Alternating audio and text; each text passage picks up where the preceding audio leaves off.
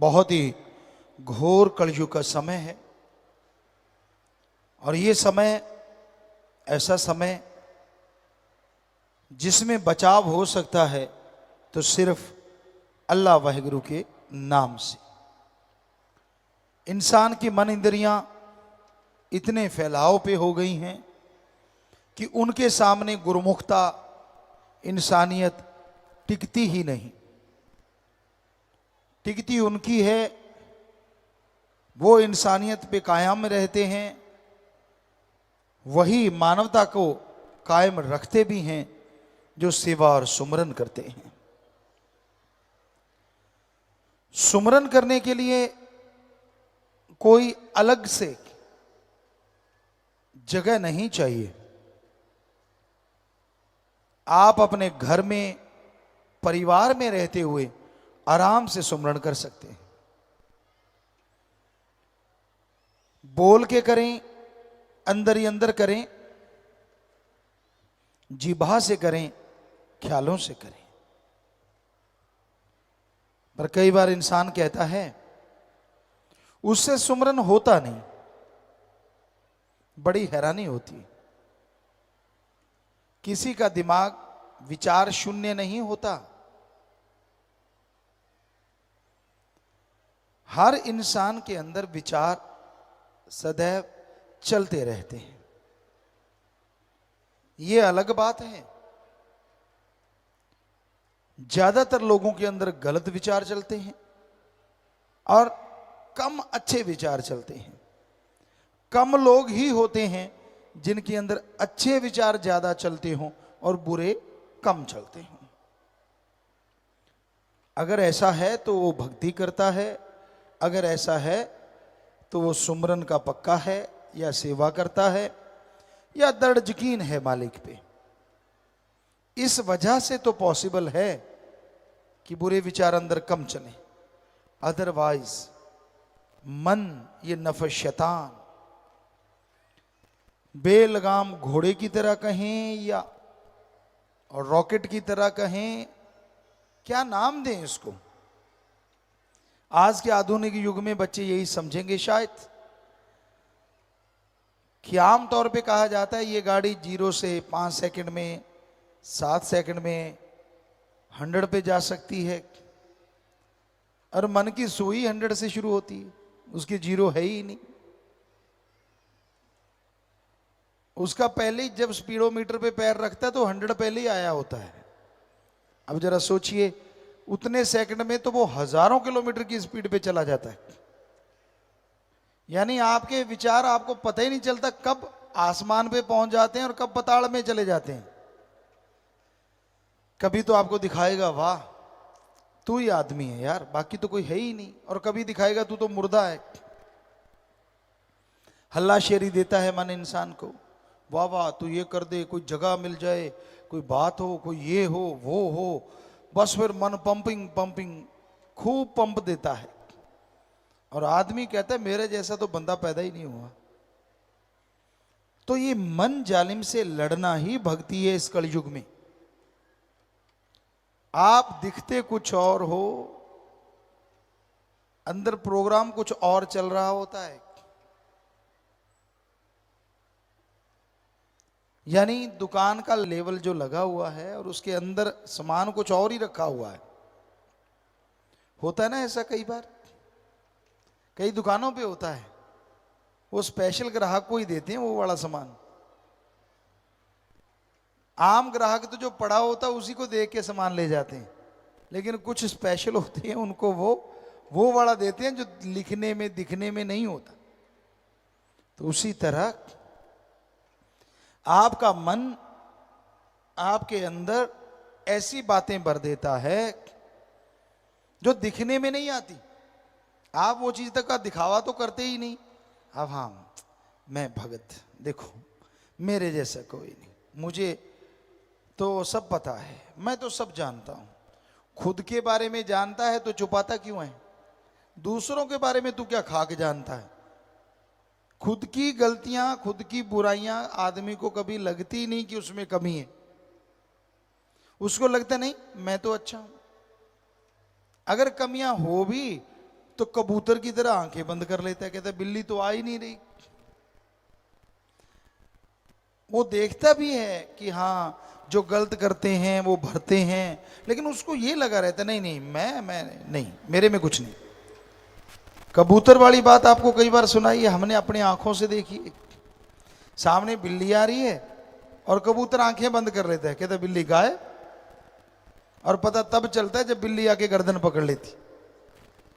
तो उसी तरह आप जो मन की रोटियां सेकते हो, जो गलत गलत बोलते रहते हो, बिल्ली नजदीक आ रही है भाई।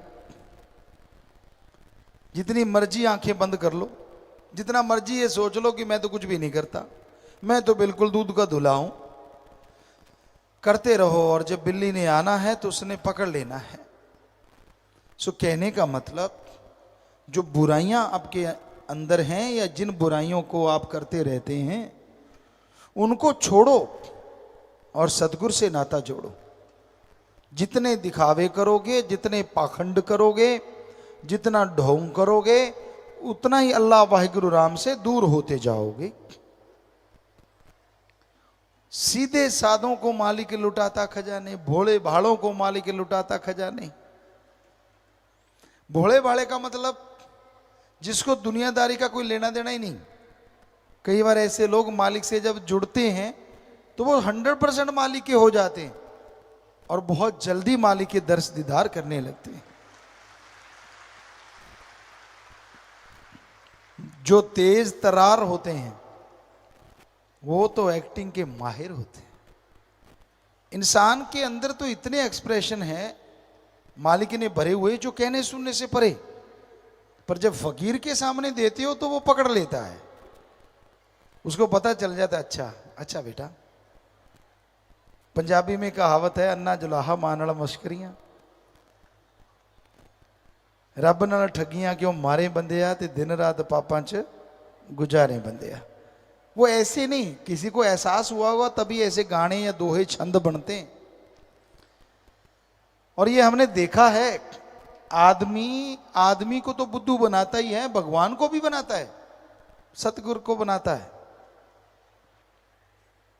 उसकी चालें, उसके दिखावा, उसका चाल ढाल, उसका सोच जब हम देखते हैं तो बड़ा ही दुख होता है। क्यों, ये कहां पहुंचा खड़ा है इंसान। दिखता कुछ और है, दुकान कुछ और ही है, सामान कुछ और ही है, दिखाता कुछ और है, बोलता कुछ और है, और अंदर है कुछ और ही। तो ऐसा करने वाले घर के ना घाट के, ना दुनिया में उन्हें कोई मुंह लगाता है और ना ही भगवान की दरगाह में वो इज्जत हासिल करते हैं। दर दर 84 लाख जोनियों में चक्कर लगाते रहते हैं। इंसान गलती करता है तभी तो इंसान है, भगवान नहीं। बेप्रवाह जी सुनाया करते, गलती करके मान ले उसे इंसान कहते हैं, गलती पे गलती करे उसे शैतान कहते हैं, और गलती पे गलती करता ही चला जाए और ना माने उसे हैवान कहते हैं। यानी 2 बार भी हो गई, चलो कोई बात नहीं, माफी मांगी, क्षमादान लिया, सुमरण किया, वो भी फिर भी आखिर है तो पशु वाली बात। इंसान को तो एक बार में हट जाना चाहिए ना। पर जो करते ही चला जाए और परवाह ही ना करे और एक्सप्रेशन ऐसे दे कि भाई मैं कुछ करता ही नहीं, मैं तो बिल्कुल सही हूं, तो ये बिल्कुल गलत है, ये शैतानियत। तो आप अपने नफ शैतान को, अपने मन शैतान को हमेशा रोक के रखा करो। जितना इसका लगाम कस के रखोगे उतना ही सतगुरु अल्लाह वाहिगुरु राम के नजदीक पहुंचोगे। और जब तक इंसान मन को रोकेगा नहीं, माल अल्लाह वाहिगुरु राम का कृपा पात्र नहीं बन सकता। सतगुरु मौला चाहे तो राई को पहाड़ बना दे और पहाड़ को राई बना दे, कोई देर नहीं लगती।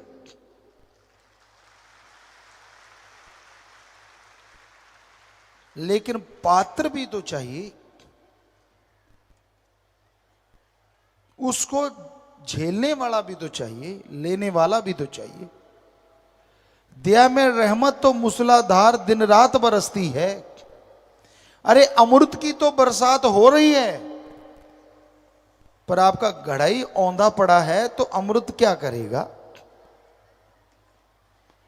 उल्टे घड़े में एक बूंद नहीं जाती अमृत की। सो मन की उल्टी सोचों में जो उलझे रहते हैं, जो मनमते चला करते हैं, सब कुछ पाके भी उन्हें उसका एहसास नहीं होता। और जो मन से लड़ते हैं, थोड़ा सा पाके भी बहुत बड़े एहसास का हासिल कर लेते हैं और खुशियों से लबरेज रहते हैं। इस दुनिया में कोई तन में खोया है तो कोई मन में खोया है, कोई क्रोध में खोया है तो कोई धन में खोया है, कोई पुरुष में खोया है तो कोई औरत में खोया है। ये सब माया का मक्कड़ जाल है जो उसने ऐसा बनाया है, कोई माई का लाल राम नाम के बिना इससे ना निकल पाया है। ऐसा काल ने फंसाया है, पर सतगुर लेने आया है।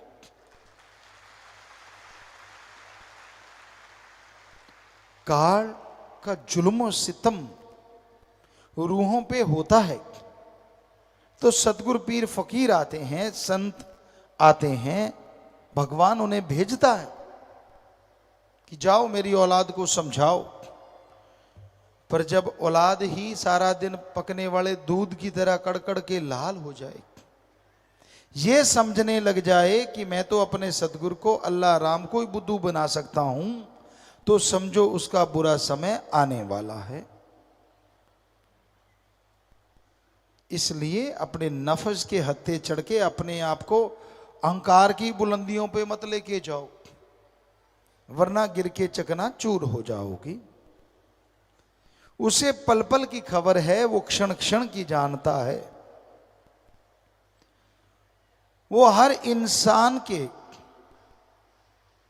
कारनामों को पहचानता है। वो जानता है आप कैसे कर्म करते हो, वो पहचानता है आप कब क्या कर रहे होते हो, पर उसे पर्दा मंजूर है, इसलिए वो चुप रहता है। और हमें नहीं लगता कि इंसान अपने पीर फकीर के वचन ना मान के सुखी होता होगा। क्षणिक सुख हुआ, क्षणिक खुशी आई, फिर बुरा हाल, फिर अंदर बाहर से बेहाल। आत्मा कचोटती है, शर्म देती है, अरे ओ पगले कहां पड़ गया तन मन के चक्कर में। अपने अल्लाह, अपने वाहिगुरु, अपने राम को बुला के इंसान काल के चक्करों में उलझा हुआ है। एक कहावत आपको सुनाया करते हैं, आज फिर ख्याल में आई। एक राजा के पास बहुत कुछ था, बहुत परोपकारी राजा था, किसी का दुख दर्द नहीं सहता था। तो एक बार साधु संत उसे मिले, देखा कि यार ये इतनी भक्ति करता है, इतनी परमार्थ पर हित सेवा करता है ये राजा, इतना प्रजा को सुखी रखता है, क्यों ना इसे कोई वरदान दिया जाए। तो उन्होंने उस राजा को एक फल दिया कि हे राजन, ये फल ले ले तू, अगर खाएगा तो 9/9 हमेशा जवान रहेगा। तू इतनी समाज की सेवा करता है, इतना ख्याल रखता है प्रजा का, तो राजा ने वो फल ले लिया, पर वो राजा में एक बात थी, वो अपनी महारानी से बेइंतहा मोहब्बत करता था, बहुत बहुत ज्यादा प्यार करता था। तो राजा ने वो फल अपनी महारानी को दिया कि भाई तू चिर जौवन, हमेशा नवजौवन रहना, ये फल खा ले। रानी ने फल ले लिया। कुछ दिन बीते, वो फल राजा के सामने आया, घूम घुमा के उसे एक वैश्या फल दे रही थी। राजा हैरान रह गया, ये फल तो महारानी को दिया था और ये फल मुझे एक वैश्या दे रही है। उसने पूछा इसमें क्या फर्क, क्या है इस फल में? तो वैश्या कहेंगे, हे राजन, मैं गंदगी का घर और आप इतने अच्छे समाज सुधारक, इतने नेक राजा, मैं आपको फल दे रही हूं, इस फल की खासियत बड़ी जबरदस्त है। राजा कहने लगा, क्या?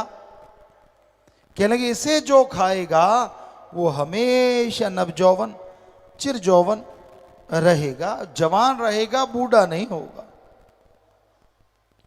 राजा हैरान रह गया, कहने लगा, बताओ तेरे पास फल कहां से आया? वो कांपने लगी,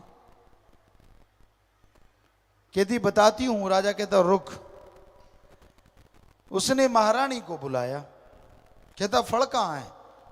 कहती जी खा गई। कहने लगी राजा के हाथ में फल था, कांप गई। कहने लगी मारो चाहे छोड़ो, मेरे यहां कोतवाल आता था, मैं उसे मोहब्बत करती थी। आपने मुझे फल दिया, मैंने कोतवाल को दिया। राजा ने कोतवाल को बुलाया, बुलाओ उसको।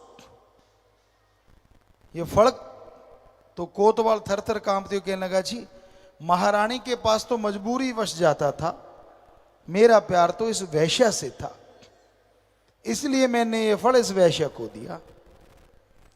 राजा क्या सारे प्यार मोहब्बत के भरम बुलेखे टूट गए, आंखों में आंसू आ गए। देखा, जिस महारानी को मैं जान से ज्यादा प्यार करता था उसकी यारी कोतवाल से, और जिस कोतवाल की यारी महारानी से हो उसकी यारी वैश्या से। तो राजा कहने लगा, सबसे कोई अच्छा है इन सब में, हम सब में तो वो एक ही है, और वो है वैश्या।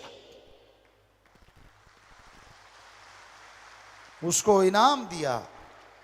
अरे महारानी, तुझे क्या चाहिए था जिसके पास महाराजा था? अबे ओ कोतवाल, जिसको महारानी मिल जाए और क्या चाहिए, पर तूने इसको दिया। और वैश्या देखो, वो अपने राजा से मोहब्बत करती थी, सच्ची मोहब्बत, पाक मोहब्बत। उसने सोचा मेरा राजा हमेशा नवजौवन रहे। सो आगे की कहानी भी है, लेकिन कहने का मतलब, जब अल्लाह वाहिगुरु राम से इश्क हो जाता है, जब भगवान से इश्क हो जाता है, फिर इंसान गंदगी के पुतलों में गंदगी ढूंढता रहता है, इसमें ढूंढी, उसमें ढूंढी, उसमें देखा, इसमें देखा, क्या? फिर तो वो वैश्या ही अच्छी हुई जिसने सिर्फ और सिर्फ राजा को देखा। सो इश्क उस अल्लाह वाहिगुरु राम से जब करते हो तो अपना दृढ़ यकीन उसके लिए रखा करो। छींक आ गई, क्यों आई? मैं बीमार हो गया, क्यों हुआ? खुद के कर्म याद नहीं, क्या क्या गुल खिलाए हैं लाइफ में, वो सारे बुला दिए और दोष देने चला है सतगुरु को, अल्लाह वाहिगुरु राम को। उसने मेरे साथ ऐसा क्यों किया, उसने मेरे साथ वैसा क्यों किया? भूल गया उसने तुझे 84 लाख जन्म में चक्कर लगाते लगाते को मनुष्य शरीर दिया, और मनुष्य शरीर देके संतों से मिलाप करवा दिया, नाम दिलवा दिया जिससे इस संसार से नहीं हमेशा से सच्ची मुक्ति मिले, मालिक की गोद में पहुंचे। और तेरे लिए भगवान क्या करे। गंदगी के पुतले को बिना देखे बिना सोचे उसने राम नाम से जोड़ के, अल्लाह वाहिगुरु से जोड़ के अपना बना लिया। क्या तेरे में ऐसा कोई कर्म था जो तू उसका हो गया? कभी लाइफ में सोचा है? कभी ध्यान दिया है? दुदू दुदू दू करना बड़ा आसान होता है, कोई भी इंसान कर सकता है, लेकिन ऐसा करने से पहले कभी विचार किया? लोग परखने चलते हैं भगवान को, सतगुरु अल्लाह राम को, और खुद को कभी परखा ही नहीं, कभी देखा ही नहीं, कभी सोचा ही नहीं मैं किस खसलत का मालिक हूं, मैंने क्या क्या कर्म किए लाइफ में, मैं चलाऊं उस भगवान को चैलेंज कर। उसको क्या चैलेंज करना जो रग रग में बसता है, रग रग की जानता है। इसलिए हे भाई बहनों, चैलेंज लेना है तो मन से लड़ने का लो, बहादुरी दिखानी है तो मन को हरा के दिखाओ, फिर आप बहादुर। मन से तो लड़ना नहीं, वो जिस गति में ले गया उसी गति में बह गया। भूल जाता है एक ऐसा खस्म, एक ऐसा साईं है जिसे अल्लाह वाहिगुरु राम कहा जाता है। वो रग रग की जानता है, हर जगह रहता है, हर पल की उसे खबर रहती है। उसे क्यों बुला देते हो? एक्टिंग उसके सामने नहीं चलती। इसलिए कहीं तो कम से कम सच्चे लगो, कोई जगह तो ऐसी हो पीरो मुर्शिदे कामिल के सामने आदमी सच बोले। एक सज्जन आए और हमें कहने लगे, गुरुजी हम दुनिया में इतना झूठ बोलते हैं, आप समझ ही जाओगे, इतना झूठ बोलते हैं, इतना झूठ बोलते हैं, जब आपके सामने बैठते हैं तो 1000 बार सोचना पड़ता है सच कौन सा है, ताकि गुरु के सामने वो सच बोले। हमें बड़ी खुशी हुई, किसी ने तो माना कि मैं गप मारता हूं, उसने कहा हम मारते ही गप हैं। बोलना गप नहीं होता, कर्म भी होते हैं, रजो तमो सतो, ये तो उनमें आ गया। लेकिन वैसे आप अपने कर्म कौन से करते हो? कभी ध्यान दिया है? क्षणिक आनंद के लिए, थोड़ी वाह लूटने के लिए, अपनी मान बढ़ाई के लिए, अपने आप को बड़ा साबित करने के लिए आप कितने बार इंसानियत से गिरते हो? कितनी बार आप मालिक सतगुरु मौला की निगाह में गिरते हो? शर्म फिर भी नहीं करते, फिर भी आप ऐसे ही करते जा रहे हो। तो जब भोगना पड़ेगा तब क्या होगा? तब चीखोगे, हमें पता है क्या होगा, तब भी आपने भगवान को ही दोष देना है, और रोग बढ़ेंगे और परेशानियां बढ़ेंगी। दोष अपने आप को क्यों नहीं देते? कोई होगा जो अपने आप को बुरा कहता होगा। हम पढ़ा करते थे, बुरे होते लोग भी अपने आप को बुरा नहीं कहते थे। हम जमाने में गुजरे, शहरों में जाते, महानगरों में जाते, तब भी हमने नहीं देखा कि कोई ये कहता हो कि कबीरा सब ते मैं बुरा, मैं तज भला सब कोय, जिन ऐसा कर मानिया मीत हमारा सोय। कोई मीत, मालिक का प्यारा, कोई सतगुरु का अति प्यारा तो ऐसा कह सकता है, वरना पंजाबी में कहावत है, नक ते मक्खी नहीं बैठ देंगे। बैठने देने भी नहीं चाहिए, लेकिन ये कहावत का मतलब है कि अपने आप को कोई बुरा कहने ही नहीं देता। कपड़े पहने उसके अंदर ही सोचता है सारे ऐब भी छुप गए। ये भूल जाता है ऐसा खस्म है जो इस तन के अंदर रहता है, जिसने इस तन को बनाया है। उसको कैसे निकालोगे अंदर से? वो तो हर पल की खबर रखता है। भूल जाता है। फिर ऐशो आराम, फिर त्रुटियां, फिर बुरे कर्म, और दोष देना सदगुरु को, करना बुरे काम खुद। जमाने का बड़ा अजीब दस्तूर है। यहां लोग बुराइयां करते थकते नहीं, लेकिन हमेशा उस भगवान को दोष देते भी थकते नहीं। अरे कर्म खुद करो और दोष दो भगवान को। कर्म कैसे रुक सकते हैं बुरे? सेवा से, सुमरन से, भक्ति इबादत से। और कोई तरीका नहीं जिससे कर्मों की मार से बचा जाए। कुछ भी कर लो, कैसे भी बन जाओ, अपने आप को दृढ़ खुद करना होगा। आधा घंटा सुबह शाम सुमरण करो, सेवा करो। जब भी आपका मन जालिम किसी तरफ दौड़ा के ले जाए, लानत डालो अपने आप पे सुमरण के द्वारा कि मैंने बुरा कर्म नहीं करना। सिर्फ सोचें बुरी आती हैं तो कोई खास बात नहीं। 5 मिनट सुमरण किया, सोचों का फल उसी टाइम खत्म हो गया, बस गई। पर उन सोचों पे चलो मत। जो उन सोचों के अकॉर्डिंग चलते हैं वो दुखी ज्यादा होते हैं। कर्म तो अपने मां बाप के ही ऋण नहीं चुकाया जा सकता। अगर किसी को अच्छे मां बाप मिले हों, उसका ऋण नहीं चुका सकते आप। मां के दूध का कर्ज कैसे उतारोगे? सर्दी हो या गर्मी हो, बेचारी सर्दियों में बिस्तर गिल्ला आपने किया, लेटी गिल्ली जगह वो और आप सूखे पे लेटे। गर्मियों में आप महाशय नींद में मस्त हैं और मां पंखा झेल रही है।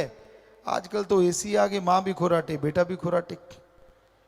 पर गांव में तो आजकल भी ऐसा ही है, यहां बिजली नहीं आई, वहां तो मां आज भी पंखा झेलती है कि हाय मेरा बेटा ना जाग जाए।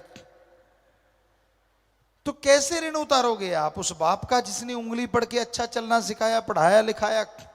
आप तो बकरियां चारने को तैयार थे पढ़ने के बजाय कि काश इससे तो बकरी चारने वाले ही अच्छे हैं, कहां मुझे फंसा दिया स्कूल में। याद करो वो दिन जब आप स्कूल के अंदर बैठे होते थे और बाहर कोई भेड़ बकरी चरा रहा होता, आप कहते यार यार कितना सुखी है यार, मैं जेल खाने में हूं और वो आजाद घूम रहा है। पर बाप ने नहीं मानी आपकी बात, आपको पढ़ाया लिखाया, आप ऑफिसर बन गए, पर आपको रत्ती शर्म नहीं आई।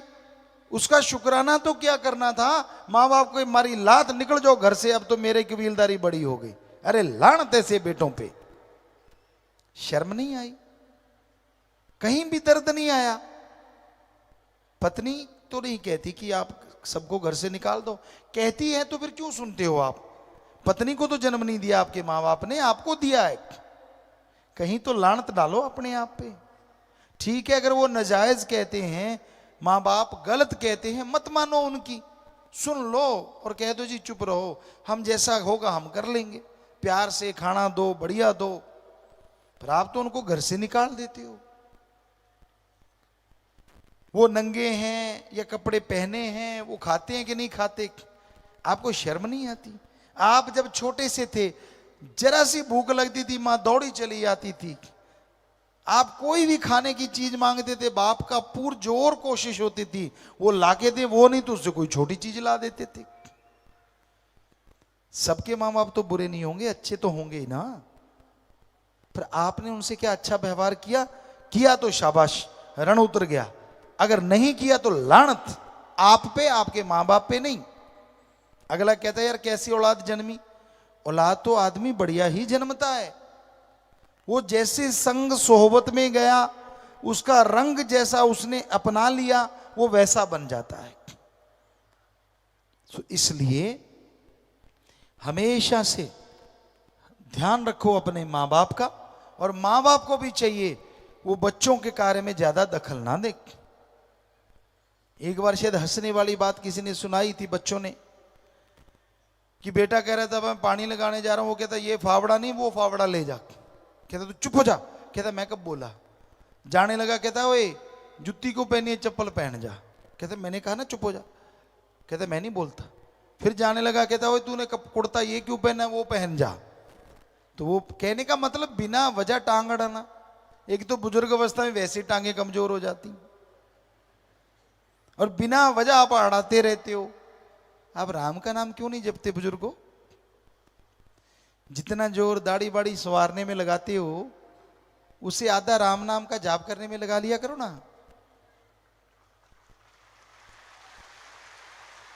हम नहीं कहते कि दाढ़ी ना संवारो, जितनी मर्जी संवारो, फिक्सो विक्सो जो मर्जी लगाओ, हमें कोई चक्कर नहीं। हमारा कहने का यहां मतलब है, जितना आप दुनिया को फेस दिखा के प्रभावित करना चाहते हो, कहीं उस आत्मा को थोड़ा सा अच्छा दिखा के भगवान को प्रभावित करने की सोच लो, तो बारे न्यारे ना हो जाएं आपके।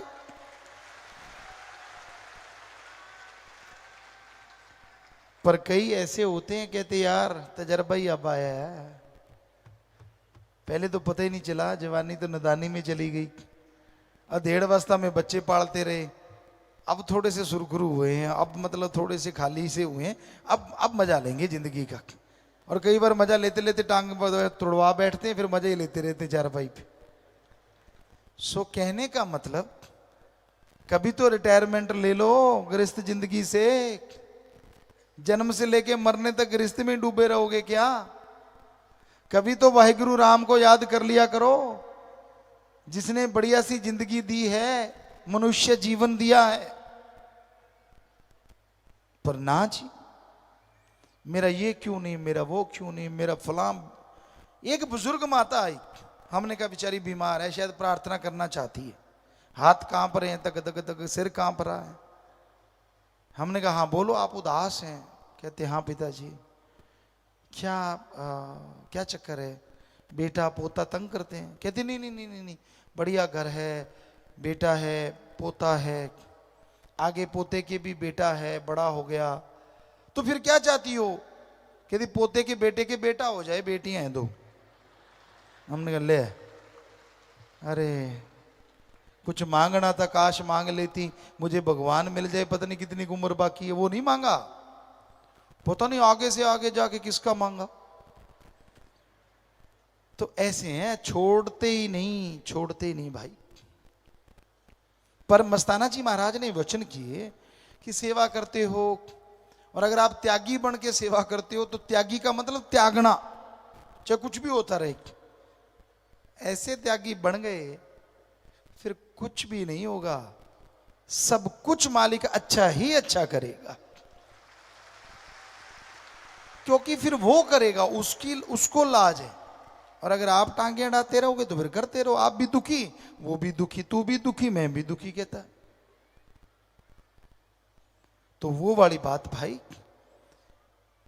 घर गृहस्थ में रहते मालिक को पा सकते हो, सुमरन करो, गृहस्थ जिंदगी का सही तरीके से निर्वाह करो, अपने कर्तव्य अपने फर्ज की अदायगी करो, पर एक फर्ज कभी ना भूलो, अल्लाह वाहिगुरु राम की भक्ति और उसकी औलाद की सेवा, वो हमेशा करते रहो।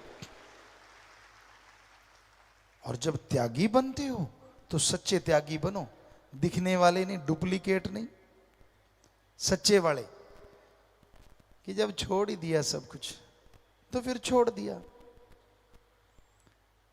और परिवारों को भी चाहिए कि भाई हाँ, हमें छोड़ गया और अब मालिक की याद में है, उसकी भक्ति इबादत में सेवा सिमरन में, तो हमारा भी फर्ज है कि उसे परेशान ना करें। पर कईयों की तारें जुड़ी ही रहती हैं। हालांकि जन्म के समय तार कट गई थी मां के गर्भ से आते ही, नाड़ुआ कहते पंजाबी में, वो काट के दाई ने अलग किया, लेकिन फिर भी कईयों की तारें बुजुर्ग अवस्था तक ही जुड़ी रहती ना। मेरा लाल लाल थप्पड़ मारता तड़ाक, ऐसा देखा है हमने। एक सज्जन थे, बड़ा प्यार करे, उसने किस किया और उसने थप्पड़ दिया, ले ले ले पापा। तो ये गलत है ना, बड़ा अजीब है। क्योंकि मजाक की बात तो चलो कोई बात नहीं, लेकिन आखिर कब तक इंसान को इंसानियत सिखाने वाला इंसान है या फिर गुरु मुर्शिद कामिल है? वरना तो दुनिया में ऐसे उंगली लगाने वाले हैं जो एक दूसरे से दूर करके ही खुश होते हैं। तो इसलिए भाई इस युग में जितनी भक्ति करोगे, जितने सतगुरु मौला के बन के रहोगे दिलो दिमाग से, उतना ही वो अल्लाह वाहिगुरु राम झोलियां भरेगा। जितने पाखंड करोगे, जितने ढोंग दिखावे करोगे, जितने शब्द गलत बोल दिए, एक एक शब्द का हर्जाना आपको चुकाना पड़ेगा। क्योंकि सिमरन आपका इतना है नहीं, सेवा आप उतनी कर नहीं पाते, तो फिर हर्जाना भोगोगे कैसे? शरीर में बीमारियों से, परेशानियों से, दिमागी टेंशन से, और कोई तरीका नहीं। हम कोई बद्दुआ नहीं दे रहे, हम तो बता रहे हैं अगर ऐसा करोगे तो ऐसा। पंजाबी में एक कहावत है, मुर्दा बोलू खप्पण पाड़ू, क्योंकि मुर्दे के ऊपर कफन डला होता है, तो वो जब बोलेगा तो नेचुरली कफन फटेगा ना, तो कहीं होती है ऐसे। और जब भी बोलना है गलत बोलना है, अच्छा नहीं बोलना, इसलिए मत करो ऐसा। भरती जाती है बेड़ी, भरती जाती है, भरती जाती है, और एकदम से डूबती है तड़ाक, और फिर रोने के सिवाय कुछ भी पल्ले नहीं रहता। इसलिए किसी का बुरा भी देखो तो बुरा गाओ ना, खुद बुरा करो ना, बस इतना ही काफी है। इंसान हमेशा सुखी कैसे रह सकता है? जब इंसान स्वस्थ होगा तभी तमाम खुशियों को हासिल कर सकता है। अगर शरीर स्वस्थ नहीं है, खुशी होते हुए भी खुशी महसूस नहीं होती। खुशियों को हासिल करने के लिए जरूरी है हर किसी को स्वस्थ होना, सेहतमंद होना। और स्वस्थ जीवन का आधार हमारे धर्मों में एक बहुत बड़ी बात लिखी गई है, वो आधार है ब्रह्मचर्य का पालन करना। ब्रह्मचर्य सुनने को लगता है पता नहीं क्या चीज है, कैसे संभव होगा? बहुत से यूथ यंग एज पूछते हैं, गुरुजी इस युग में और ब्रह्मचर्य, क्या ये पॉसिबल है? जी हां, ऐसा पॉसिबल हो सकता है, 100% संभव है। स्वस्थ जीवन के लिए यह जरूरी है कि आप ब्रह्मचर्य का पालन करें। तो ब्रह्मचर्य का पालन करने के लिए बहुत सी बातों पे हमें ध्यान देना पड़ता है। सबसे पहले है खान पान, खाना पीना।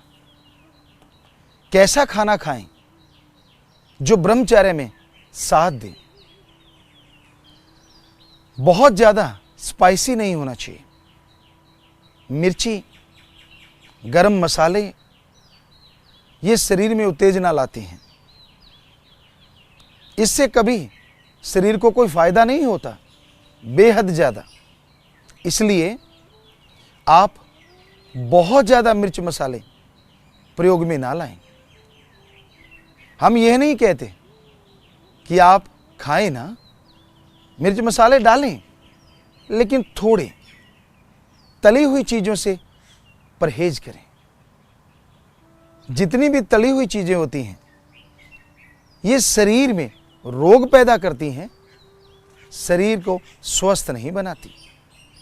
उनके अंदर जो विटामिन्स होते हैं, मिनरल्स होते हैं, सब के सब जल जाते हैं, खत्म हो जाते हैं। सिर्फ जीभा का स्वाद या फिर हार्ट के लिए बीमारी एक्स्ट्रा बोझ रह जाता है। इसलिए यहां तक संभव हो तली हुई चीजों को छोड़ दें। पर हमें पता है आज के दौर में ज्यादातर नौजवान बड़े बड़े महानगरों में खास करके तला खाए बिना तो उनको चैन नहीं आता। तो आप हफ्ते में एक बार निश्चित कर लें कि मैंने खाना है, लेकिन थोड़ा खाना है। अगर आपने वो ले लिया तो उसकी जगह और चीजें ना लें, खाने की जगह पे उसको इस्तेमाल में लाएं। पर खाली पेट कभी भी तली चीज नहीं खानी चाहिए, कभी भी। चाय है, खाली पेट एकदम से नहीं लेनी चाहिए। ये जो बेड टी है इसने बेड़ा गर्क कर रखा है, क्योंकि हमारी आंतड़ियां इसके काबिल नहीं होती कि उनके एकदम कोई तेजाब अंदर डाल दे। तो पहले कुछ खाएं, उसके बाद आप ये चीज ले सकते हैं। तो खान पान में परहेज करना होगा। उबली हुई सब्जियां किसी को बनानी आनी चाहिए। इतनी स्वादिष्ट बनती हैं, इतनी स्वादिष्ट बनती हैं कि आदमी तली हुई चीज़ें भूल जाता है। भगवान की कृपा से हम शेफ़ हैं और हमने ऐसी बहुत सी सब्जियां ईजाद की हैं जो उबाल के बनाई जाती हैं, लेकिन वो इतनी टेस्टी होती हैं, इतनी स्वाद होती हैं। हमने जिसको भी खिलाया बिना बताए वो यही पूछने लगा इसमें घी कितना डला था। क्या आप यकीन कर सकते हैं, समोसे, ब्रेड रोल, कुछ भी बनाना हो बिना घी बिना तेल के बनाया जा सकता है। तो ऐसी चीजें जो आपको स्वाद लगती हैं उनको बना लीजिए, पर तले ना। तो एक परहेज हो गया कि हमने खान पान सही रखना है। दूसरा परहेज है रहन सहन। आप अश्लील ना देखें, ना पढ़ें और ना ही इसकी चर्चा करें। अश्लीलता आदमी की उत्तेजना को चरम सीमा पे ले जाती है और उससे लॉस के अलावा कुछ हासिल नहीं होता। अश्लीलता देखते हो, अश्लीलता सुनते हो, अश्लीलता पढ़ते हो तो ब्रह्मचर्य पे कायम नहीं रहा जा सकता। तो ये रहन सहन में परिवर्तन लाना होगा। स्वस्थ जीवन तभी हासिल होगा। पर एक सबसे बड़ी बात, या यूं कहें आधार भी है, स्तंभ भी है, वो है आत्मबल, विल पावर। आत्मबल के सहारे ही आप ब्रह्मचर्य जीवन हासिल कर सकते हैं। और ब्रह्मचर्य हासिल करने के लिए अपने विचारों पे कंट्रोल होना जरूरी है। विचारों पे कंट्रोल होता है जब आत्मबल होता है, और आत्मबल आता है सिर्फ और सिर्फ ओम हरि अल्लाह गॉड खुदा वाहिगुरु के नाम से, भक्ति इबादत से। और दुनिया में कोई तरीका नहीं। कई नौजवान रात को थकावट उतारने के लिए, गम भुलाने के लिए शराब पीते हैं, ड्रग लेते हैं, हीरोइन स्मैक लेते हैं, बहुत गंदे गंदे नशे लेते हैं और उनको लगता है हम टेंशन फ्री हो जाते हैं, दीन दुनिया की खबर ही नहीं रहती। पर चाहे आप नोट करके देख लें, जब वो नशा उतरेगा वो टेंशन आगे से दुगनी होके आएगी, वो प्रॉब्लम आगे से डबल होके आएगी। अगर आपने थकावटी उतारनी है तो आप गुड़ ले लें थोड़ा सा, उसको धीरे धीरे चबाएं और दूध के ऊपर से दूध पी लें। आपकी थकावट को बूस्ट आएगा और थकावट चली जाएगी, नींद भी बहुत अच्छी आएगी। आयुर्वेद में बहुत कुछ है। थोड़ा दर्द है शरीर में, चुटकी भर हल्दी एक गिलास दूध में डाल लें, उसको अच्छी तरह हिला के ले लें। और ज़्यादा थकावट है, हल्दी जरा सी डाल के दूध में घी डाल के उसको मिक्स कर लें और वो पी लें। जो जिम आप करते हैं ये दूध में मिक्स करके घी पी लें। आप अगर को 1 क्विंटल वेट उठाते हैं तो हम आपको गारंटी देते हैं 1.15 आप आराम से उठा लेंगे। प्रैक्टिकली हमने की है ये चीजें। तो खाने में बहुत अच्छी चीजें हैं, रहन सहन हो गया, उसके साथ ईश्वर का नाम। प्राणायाम के साथ जब भगवान का नाम लिया जाता है तो शरीर में सहन शक्ति बढ़ती है, आत्मबल जल्दी आता है।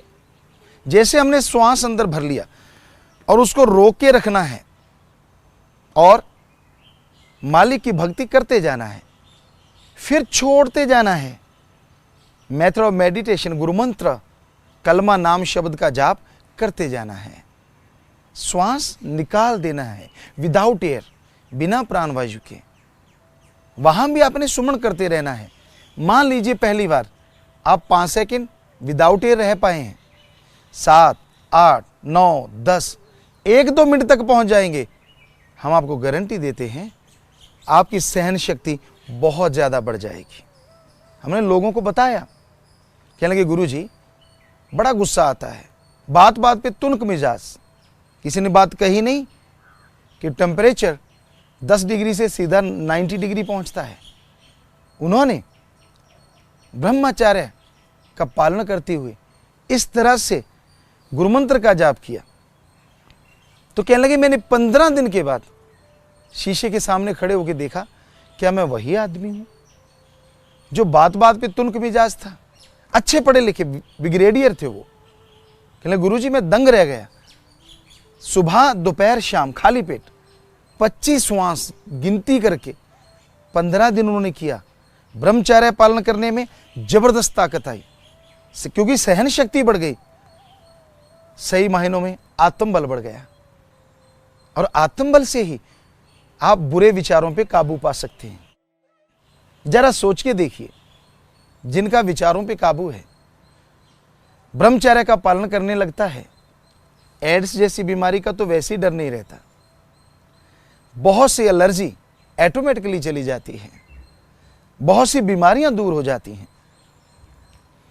ब्रह्मचर्य का पालन करने से क्या क्या मिलता है, पहले तो आपको यह बताएं। कई डाउट हैं, कई भ्रांतियां हैं जो ब्रह्मचर्य के बारे में फैलाई गई हैं। हमें डॉक्टर साहबानों की एक टीम मिली, कहने लगे गुरुजी ब्रह्मचर्य रखा नहीं जा सकता। ब्रह्मचर्य यानी वीर्य को बॉडी से जाने नहीं देना, अपने अंदर रखना, इसी का नाम ब्रह्मचर्य है। बुरे विचारों के ऊपर चलना नहीं, माइंड में ज्यादा आने नहीं देना, इसी का नाम ब्रह्मचर्य है। तो वो डॉक्टर कहने लगे गुरुजी ऐसा संभव ही नहीं, ओवरफ्लो हो जाता है। जब एक कुआं भर दिया जाए या कोई भी डिग्गी भर दी जाए तो नेचुरली ज्यादा भरने पे पानी ओवरफ्लो होता है। वैसा ही इंसान की बॉडी है कि अगर वीर्य जाने नहीं देंगे तो ये ओवरफ्लो होगा, सपने में या किसी ख्याल में। हमने कहा आप 100% झूठ हैं, बोलते हैं और झूठे हैं, झूठ बोल रहे हैं। कहने लगे कैसे? ब्रह्मचर्य जब आप अपना लेते हैं, वीर्य जो होता है वो भगवान ने ऐसा सिस्टम बनाया है, ओवरफ्लो होता ही नहीं। जैसे ही आपकी वो टंकी भरी हुई है तो बाकी जो वीर्य है आपकी पूरी बॉडी के लिए एक ढाल का काम करता है। अंदर क्रिया प्रतिक्रिया होनी शुरू होती है और यहां बॉडी को जो जरूरत है वो वीर्य उसके लिए बॉडी की जरूरत पूरी करनी शुरू कर देता है। इसी बात को लेके हमारे इंडियन मूल के डॉक्टर नायडू, शायद उनका नाम, अमेरिका में उन्होंने रिसर्च किया 15 साल, और रिसर्च में उन्होंने भी यही सब पाया कि ब्रह्मचर्य का पालन शरीर के लिए ढाल का काम करता है। पुराने जमाने में तीर मारते थे, तलवार मारते थे, कहते हैं गेंडे की खाल होती थी ढाल पे लगी हुई, अच्छा लोहा होता था तो वो तीर ढाल में ही अटक के रह जाते थे। उसी तरह से डॉक्टर नायडू कहने लगे गुरुजी ब्रह्मचर्य बॉडी में बीमारियां आने ही नहीं देता, स्वस्थ रखता है शरीर को। हमने कहा जी हम भी तो यही प्रचार कर रहे हैं। कहने लगा मैं दंग हूं, मैंने 15 साल सर्च करके ये हासिल किया है, आपने कहां से सीखा? हमने कहा डॉक्टर साहब साइंस के ऊपर एक महासाइंस है। कहने लगा कौन सी? हमने कहा हमारे धर्म, रूहानियत, सूफियत, धर्मों से विज्ञान निकली है, विज्ञान तो बेचारी कल बनी है। तो वो माने कि वाकई सच है। तो ब्रह्मचर्य का पालन इंसान को बुलंदियों पे ले जाता है। अगर आप ब्रह्मचर्य का पालन करते हैं, हम आपको गारंटी देते हैं 100 में से 98-99% बीमारी आपको नहीं लगेगी। 1-2% बीमारी आ सकती है, आपकी लापरवाही प्लस कर्म रोग। क्योंकि अगर आप लापरवाह हो जाएं, वेट आप उठाते हैं 100 केजी और 200 केजी उठाने के लिए जोर लगाते हैं, कमर बेचारी क्या करेगी? फिर आप कहते हैं ये कहां से आ गया रोग। आप एकदम से नहाएं ठंडे पानी में और जाके पंखे के सामने बैठ जाएं, छींके आ जाएं, आपको नजला हो जाता है, कहते हैं यार ये भगवान ने किया। नहीं, ये आपके खरीदे रोग हैं, प्लस कर्म रोग होते हैं। आप सब तरफ से ध्यान रखते हैं कि नहीं मुझे कोई रोग ना लगे, एक्सरसाइज करते हैं सब कुछ, फिर भी रोग आ जाता है। उसे कहते कर्म रोग हमारे धर्मों में। संचित कर्म, उसको रोकने के लिए भी एक ही तरीका है, गुरु मंत्र, नाम, शब्द, मेथड ऑफ मेडिटेशन। कर्म रोग और किसी चीज से कटते नहीं। तो गुरु मंत्र का जाप करें, ब्रह्मचर्य का पालन करें, 100% बीमारी नहीं आएगी। हमने खुद पे आजमाया, 5 करोड़ लोगों में 70% यूथ है और उनमें लाखों नौजवानों ने आजमाया। कहते गुरुजी ब्रह्मचर्य का पालन गजब है, कभी नेगेटिव विचार आता ही नहीं। कोई भी काम करना है यूं लगता है चुटकियों में कर डालेंगे, यार बात ही कुछ नहीं। जो बच्चे फेल हुआ करते थे मेरिट होल्डर हो गए, वही टीचर हैं, वही स्कूल हैं, वही कॉलेज हैं, वही लेक्चरर हैं। ये कैसे हो गया? क्योंकि उन्होंने ब्रह्मचर्य का पालन किया, गुरु मंत्र का जाप किया, और रिजल्ट उन्होंने कभी कल्पना नहीं की थी कि फेल होने वाला बच्चा मेरिट होल्डर होगा। यही नहीं, ब्रह्मचर्य का पालन करते करते अगर आप विवाह शादी की उम्र तक पहुंच जाते हैं और विवाह शादी होती है, अगर दोनों लड़के लड़की ने ब्रह्मचर्य का पालन किया, जो बच्चा पैदा होगा भगवान ने किया तो 99.9% तंदुरुस्त पैदा होगा, विकलांग या मंदबुद्धि पैदा नहीं होगा। यह ब्रह्मचर्य की ताकत है। हां, कर्म रोग कुछ हो सकता है, क्योंकि वो जीवात्मा जो गर्भ में आ रही है उसके भी तो संचित कर्म जुड़े हुए हैं। उसके लिए तरीका है कि मां जब बच्चा गर्भ में आ जाता है तो ब्रह्मचर्य के साथ साथ सुबह शाम ईश्वर की भक्ति जरूर करे, सत्संग सुने, राम नाम की चर्चा करे, अल्लाह वाहिगुरु गॉड ओम में ध्यान लगाए। सुबह शाम मां का दर्जा महान है, चाहे कोई संत है, राजा महाराजा है, अवतार भगवान क्यों ना पैदा हो, मां के गर्भ के बिना पैदा नहीं हो सकता। इसलिए मां का दर्जा भगवान से भी बढ़ के माना गया। जब गर्भ कुछ महीने का हो जाए, लगभग 4-5 महीने का, उसके बाद पूर्णतः ब्रह्मचर्य का पालन करना चाहिए। बच्चे के अंदर विकार पैदा नहीं होते दिमाग में, क्योंकि आपका किया गया ब्रह्मचर्य बच्चे के अंदर पावर की बूस्ट देता है।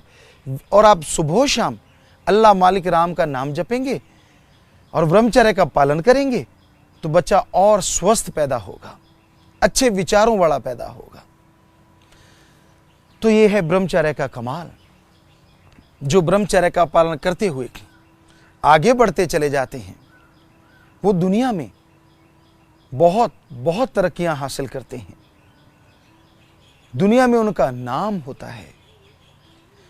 कई सोचते हैं हमें नाम से कोई लेना देना नहीं है।